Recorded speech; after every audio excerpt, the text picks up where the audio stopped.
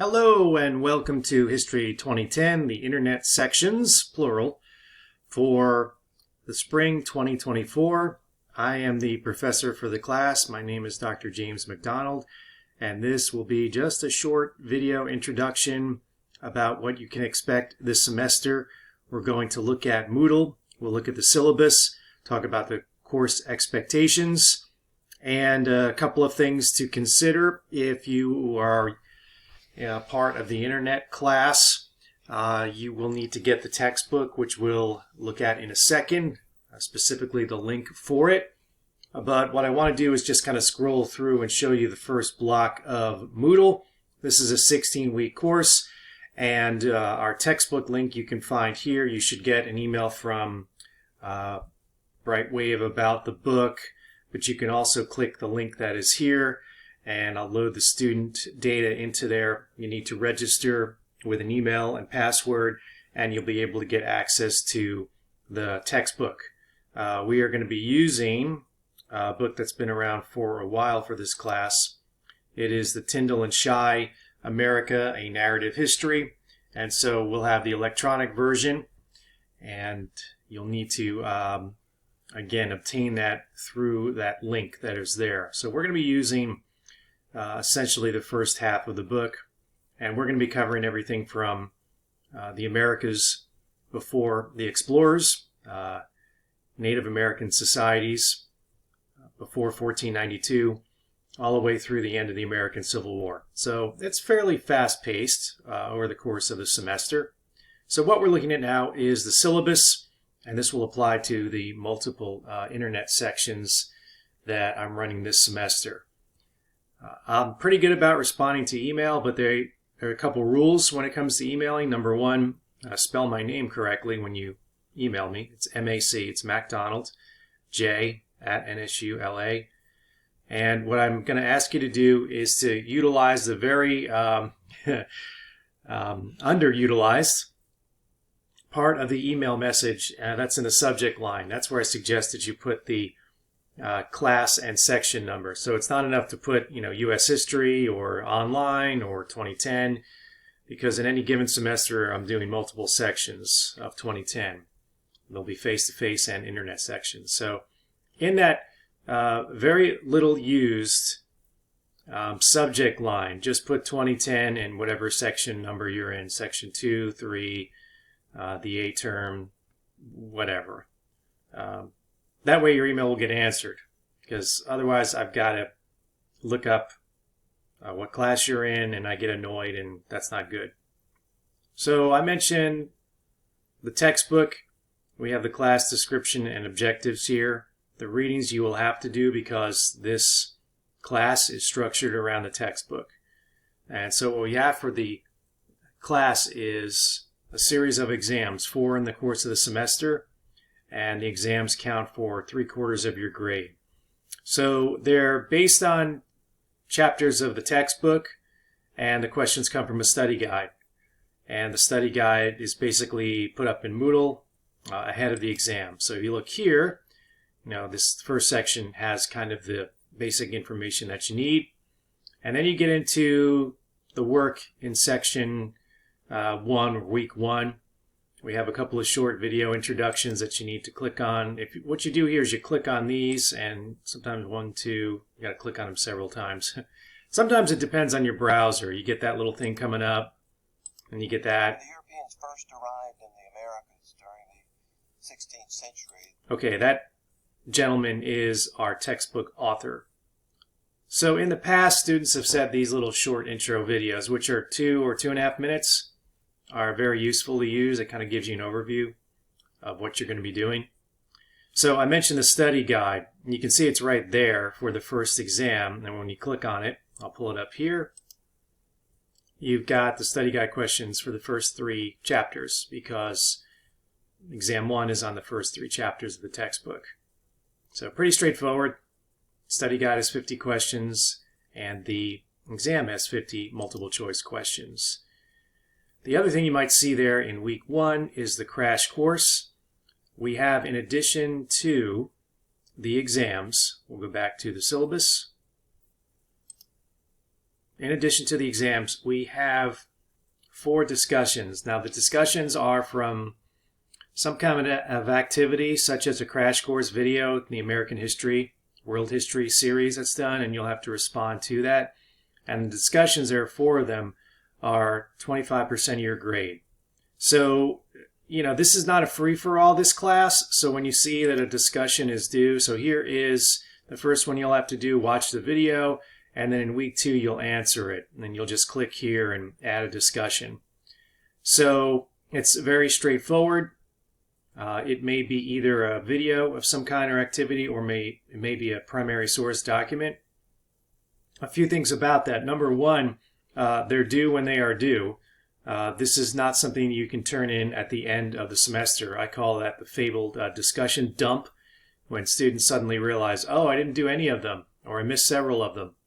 So the dates are strict, and if you don't turn them in on time, you won't get credit for them. And I mention that because inevitably students, do fairly well in the exams, and then they'll drop like 2 letter grades in their average because they didn't do any of the discussions. So take these seriously, and don't waste my time at the end of the semester by saying, oh, I'm going to go do these now. I see when they come in, as far as the date that they come in, and if they're late, they're late. There is a rubric, meaning that's kind of the guidelines for the discussions. Take a minute and look at that. You'll click on that PDF right there. The discussions should be at least 150 words. They should be in your own writing, meaning don't lift anything off the internet or use AI. Write it in your own words. Yes, I check.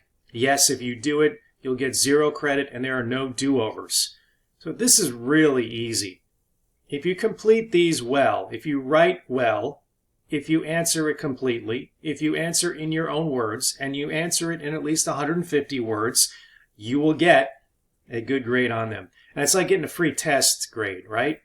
Because what we're going to do, going back to the syllabus, is we will drop the lowest of the 4 test grades. So your grade is made up of your 3 best exams plus the grades on the discussions. So again, take it all seriously as far as getting the work done. The exams are open from Friday until Sunday. Friday at 8 o'clock until Sunday at 11 o'clock. Don't wait until 10:30 on Sunday to do them, otherwise the exam will close. Make sure you have a good internet connection. Again, 50 multiple choice questions and an hour to do them, so that means no time to look them up. Use a study guide and use it as you read the chapters of the book. We next see all of the required elements of the syllabus with all kinds of information and links if you need to utilize any of them. And then we have the class schedule. I keep the syllabus very simple. So this is where you see the work, and then in Moodle you go do the work. So you've got a couple of short videos. You need to watch the crash course. You need to look at Exam 1 study guide, because the first exam comes after chapters 1, 2, and 3. You also have a little survey to do there in week 1. It's not part of your grade. If you don't do well, don't worry. I don't even grade it. I just want to see how people do on it. Again, it's not entered as part of your grade. This is for university assessment, which we are required to do. And then at the end of the semester, you'll have a post-class survey where hopefully you will improve. Okay, so week 2, a couple more short videos. And the discussion where you have to answer it. Week 3, you've got some reading, a couple more short videos, and week 4 is the exam. So it will not open until the day it is set to open. Again, this is a structured class. It's not a free-for-all. So Moodle is where you go to complete the work, but it also tells you what is due that week. But you also need to keep up with the syllabus. Again, week 2, you've got a discussion, and week 4, you've got the exam. So look at it that way. And that's the whole semester kind of laid out right there. We've got spring break, 4 discussions, 4 exams. Again, really straightforward. Design this class in a couple of ways. First, with the understanding that history may not be your best subject. It may not even be your favorite subject. But hopefully you'll learn something about the first half of the United States. A lot of the topic, a lot of the time period is not even the United States. We're talking about the colonies. We're talking about the struggle for control in North America, talking about Europeans coming into contact with Native Americans, the indigenous people who lived in the North American continent before Columbus or any other European stumbled into the Americas. The formation of the United States, a lot of the growing pains that we went through, Western expansion, the importance of slavery, and the question of linking slavery and the expansion of slavery in the West to the Civil War and the Civil War itself. So a lot to cover, but 16 weeks to do it. The book, again, is readable. It is in a world of textbooks that are often just terrible. This one is good, straightforward, political, military, social history. You get a little bit of everything there.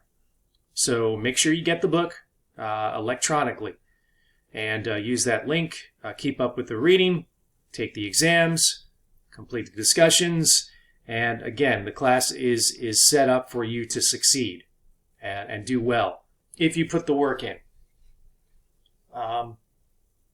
If you have any issues in the course of the semester, don't hesitate to contact me. But I'm going to ask one more time that you put your class and section number. So not just 2010 Internet. Take the time. When you email your professor, it's typical that you are asking your professor for help or some aid, or you're asking a question. Keep that in mind when you write an email. It's just, we're very helpful, but we want you to do your part as well. Take the correspondence to your professors and instructors serious. And that's just a little public service announcement from Dr. McDonald. I've been doing this a while, so I've seen everything, including emails looking like glorified text messages. Spend some time, show that you care about the question that you're asking, because you're often asking for some guidance, aid, help, when you're seeking out advice from your professor. And we're good about getting back to you. So, and we want you to do well in the class. Once again, if you have any questions or concerns going forward, don't hesitate to email me. I'm good about getting back in a reasonable amount of time. Try to grade in a reasonable amount of time as well. But remember, this class is structured. We have due dates. Those due dates are enforced. And just because this is an internet class, we're not sitting in a classroom, a physical classroom in a building somewhere, doesn't mean that all the rules are off. They are very much taken seriously here. So I hope you enjoy the class. Once again, if you complete the work in a timely manner, take it seriously, there's no reason to think you will not do well in the class. So I hope you have a good spring semester, and just remember, I am available for any help that you might need, any questions or concerns during the spring semester.